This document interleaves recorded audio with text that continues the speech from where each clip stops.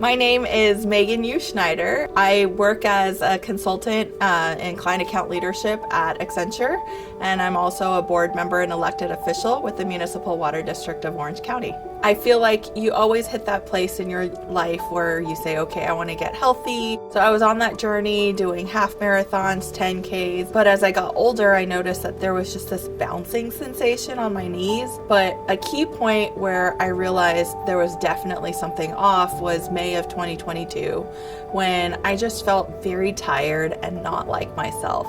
As time progressed, I started feeling bloated. I started feeling very full very quickly. I started having to go to the bathroom more frequently. I tried all sorts of things and I just wasn't getting better. Thankfully, it was someone who works for UCI Health who said, you know, we have one of the top gynecological oncology programs in the country. Have you considered getting a second opinion from UCI?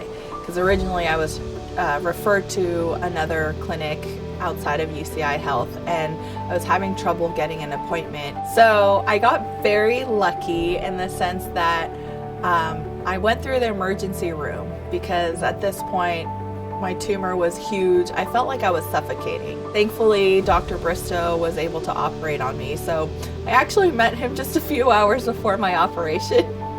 And I remember saying, I would love to meet the doctor who's going to cut me open before he cuts me open. And so that's how I met Dr. Bristow. He was very warm and open and just wanted to answer all my questions.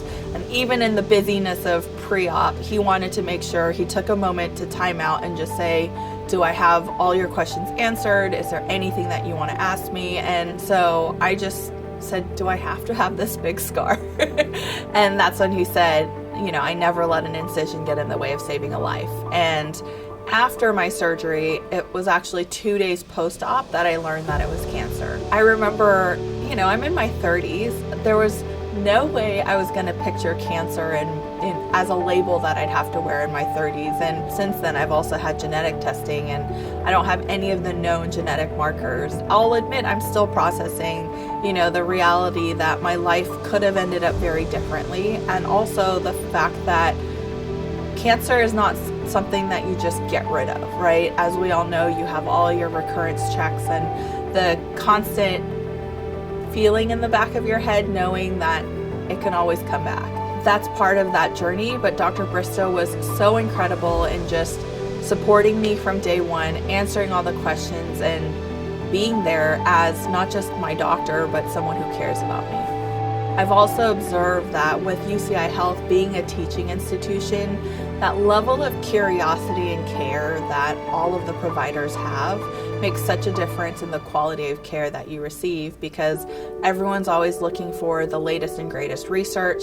They're always looking for these connections, and I wouldn't be here today if people weren't curious. I think one thing that's very important for me to just remember and consistently share is the education and awareness, and so I really appreciate this opportunity to share my story.